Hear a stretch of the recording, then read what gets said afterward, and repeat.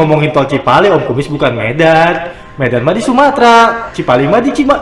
Saya sedang serius kali ini. Tadi saya serius, dia bercanda. Oke, lanjut.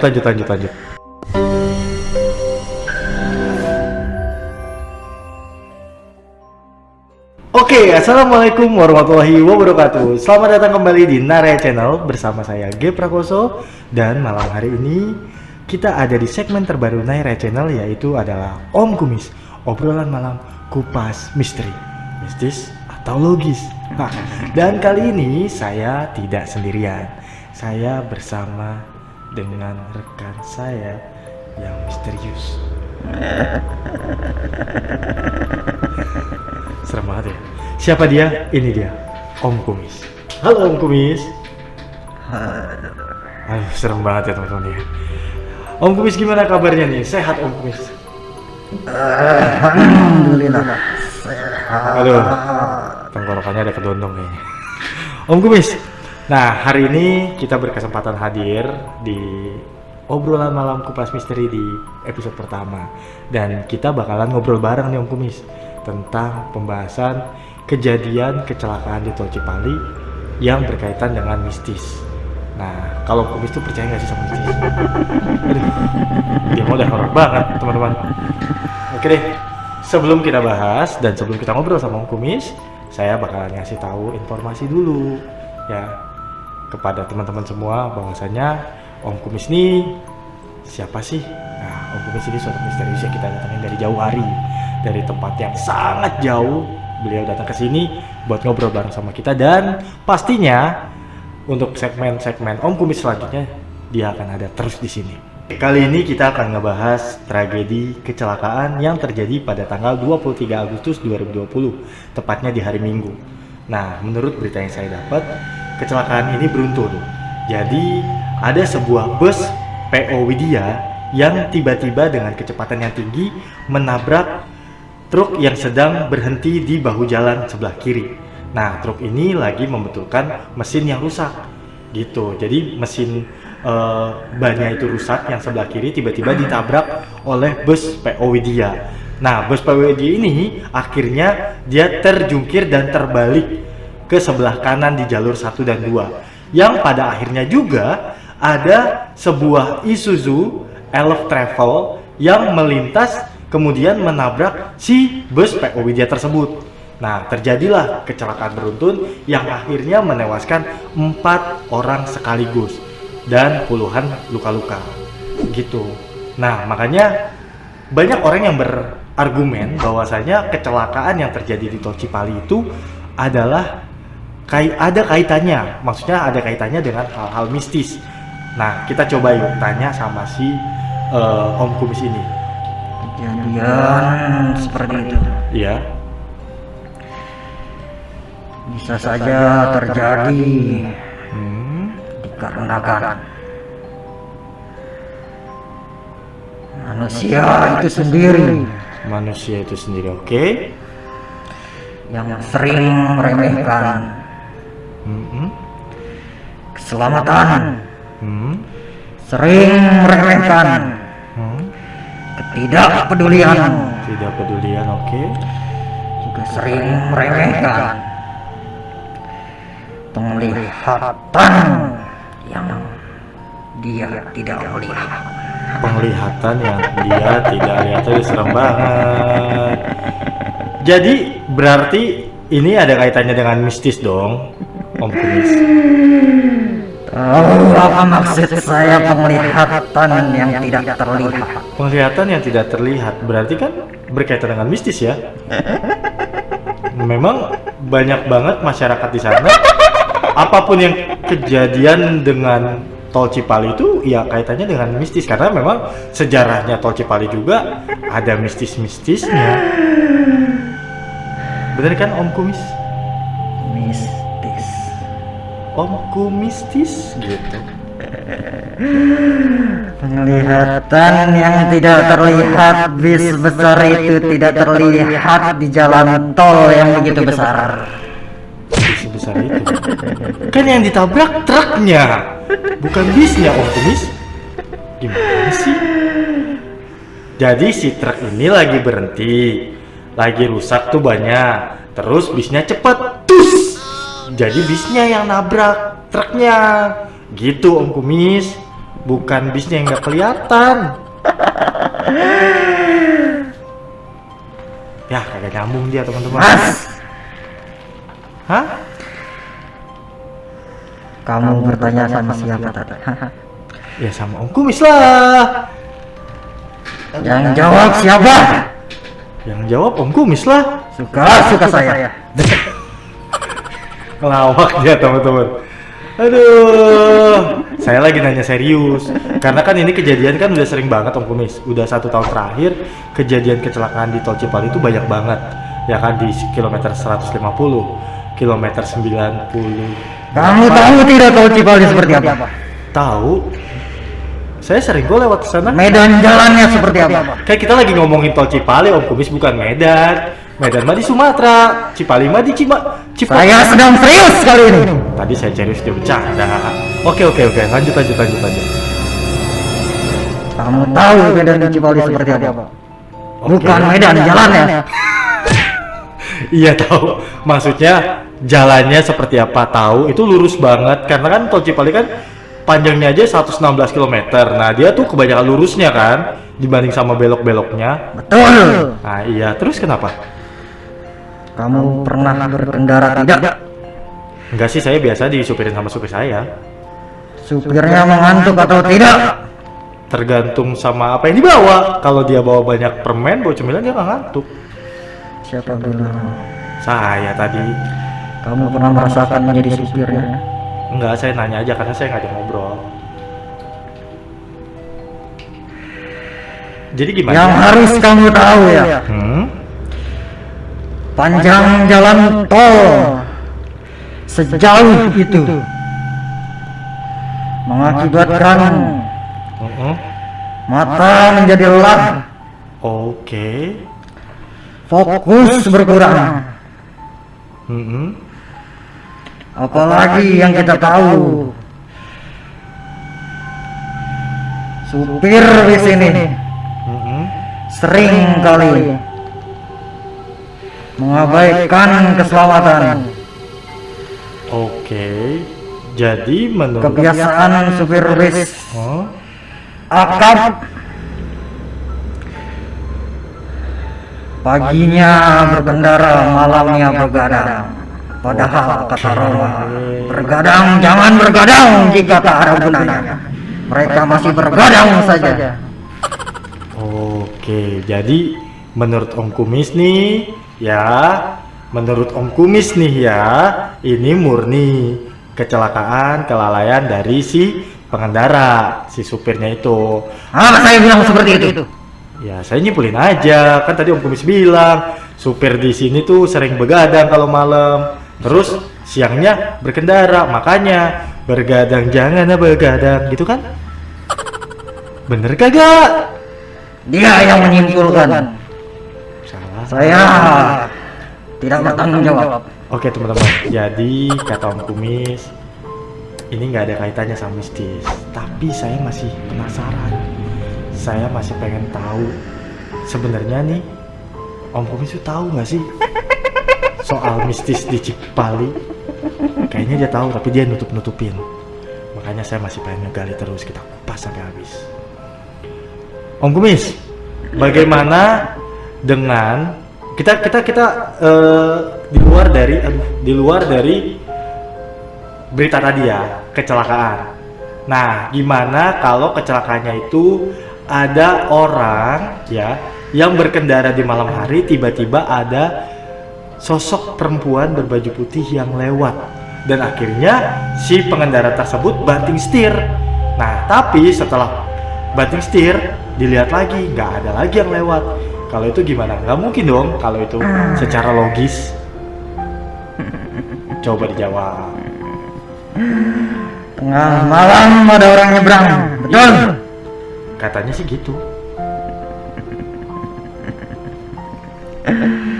Kejadian seperti ini kadang suka sering terjadi di jalan tol, apalagi tol di luar dari Jabodetabek.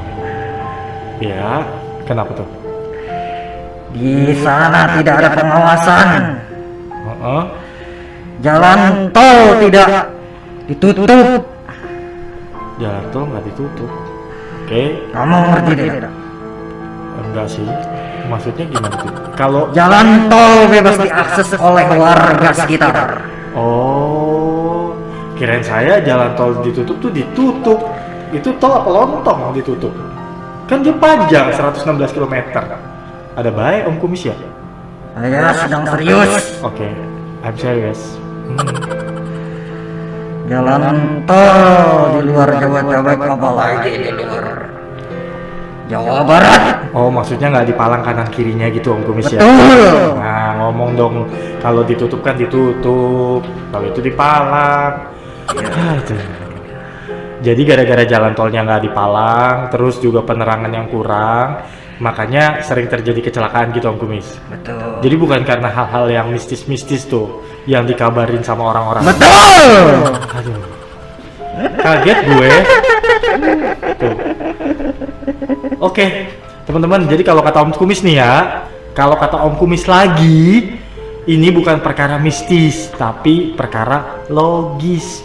Kenapa? Karena jalan tol di sana tuh nggak ada penerangan yang mumpunin, gitu, ya kan? Terus juga nggak dipalang, nggak kayak jalan tol yang ada di Jakarta. Kesinilah daerah Jabodetabek. Om Kumis dari tadi ngelus-ngelus singa mulu, emang apa sih? Kamu tahu ini singa siapa? Enggak, baru lihat. Saya juga nggak tahu. Ngemeng.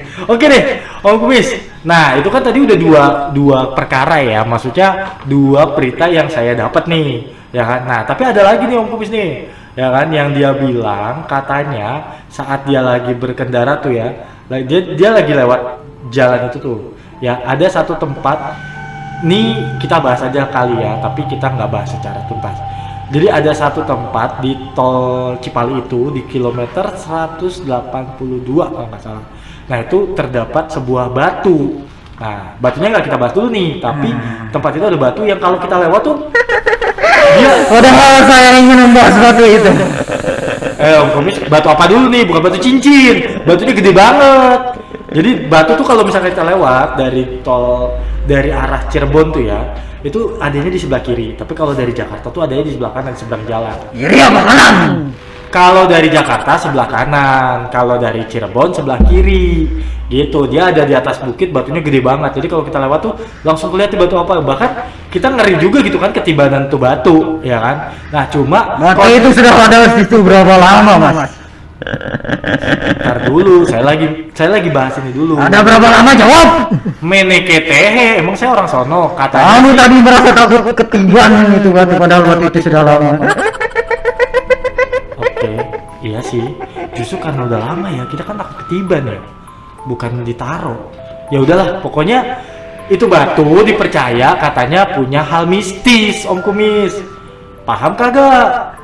Nah, kalau menurut Om Kumis sendiri, percaya nggak kalau tuh batu punya hal mistis, atau ya udah emang tuh batu emang ada di situ udah lama dan nggak ada apa-apanya, gitu. Nah itu yang pengen saya tahu, dan pastinya teman-teman yang belum tahu soal itu pastinya pengen tahu juga, gitu. Kita sebagai manusia tentu harus bisa percaya akan hal gaib maupun hal mistis. Oke. Karena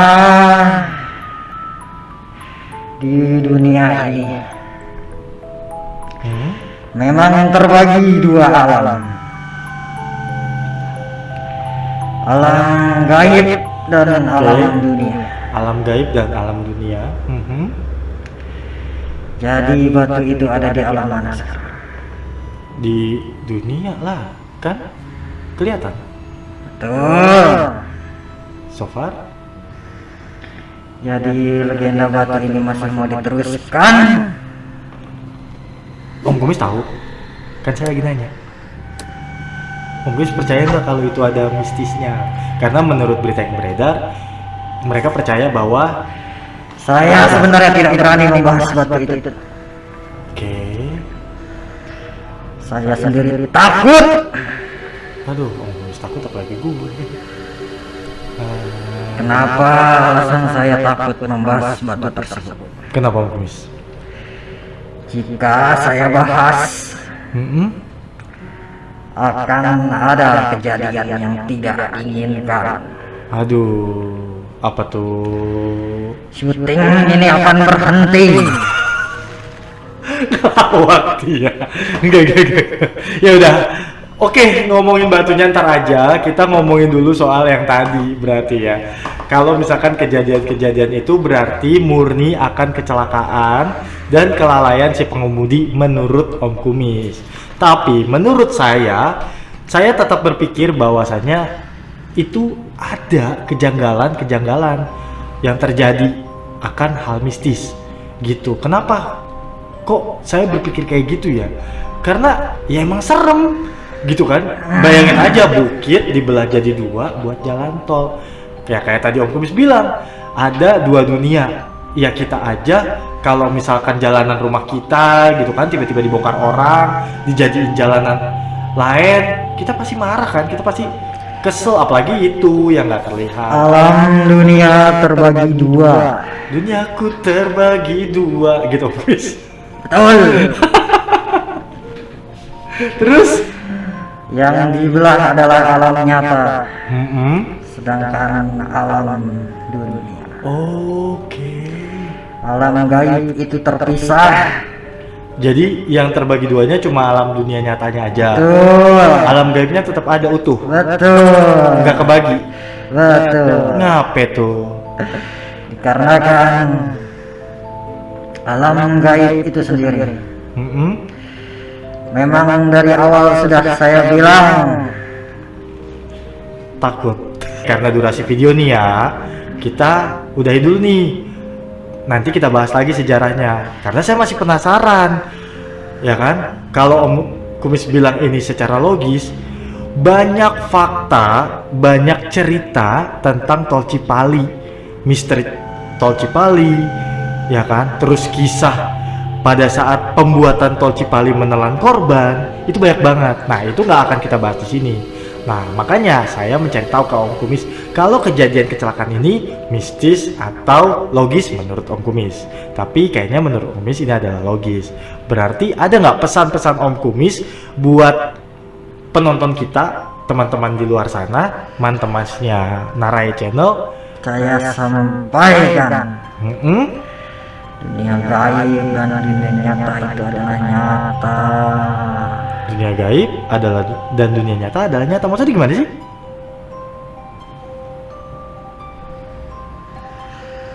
Semoga yang menonton mengerti tidak seperti saya. Oke. Jadi kita harus berdoa, Kita harus berdoa, memohon keselamatan kepada kepada Tuhan yang Maha Esa, Tuhan Yang Maha Esa, betul. meminta keselamatan, Ya, meminta perlindungan meminta perlindungan sebelum perjalanan. Oke, berarti sisi positifnya itu yang tadi disampaikan sama Om Kumis ya.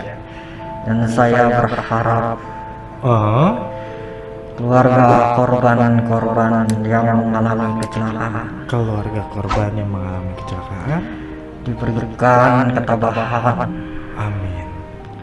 serta lapangan darah yang sebesar-besar, Amin. sepanjang-panjangnya seperti tol Cipali.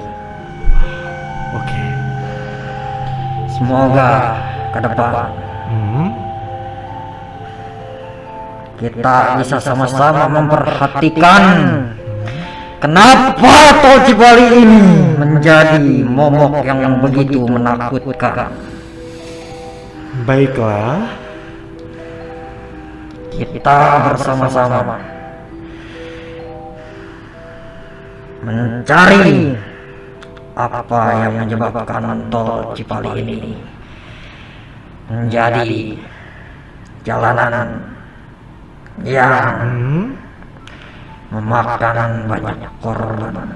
Oke, nah itu tadi ya cakupannya dari Om Kumis ya teman-teman. Makasih banget Om Kumis udah mau datang ke sini, dan pastinya minggu depan bakal ketemu lagi sama Om Kumis. Dan pesan-pesannya Om Kumis tadi adalah jangan lupa berdoa kepada Tuhan Yang Maha Esa dimanapun berada ataupun mau berpergian kemanapun, dan pastinya kita juga berbelasungkawa juga ya Om Kumis ya. Kita juga berdoa untuk para keluarga korban diberikan ketabahan, dan para korbannya pun diberikan tempat yang layak di sisinya gitu. Dan pesannya adalah hati-hati, tetap jaga kesehatan, tetap jaga pemikiran positif supaya kita terhindar dari hal-hal yang negatif. Oke, gitu aja dulu dari kita di segmen Om Kumis kali ini. Kita ketemu lagi minggu depan di segmen Om Kumis berikutnya. Sampai jumpa, mistis atau logis, sayonara ya. Aduh,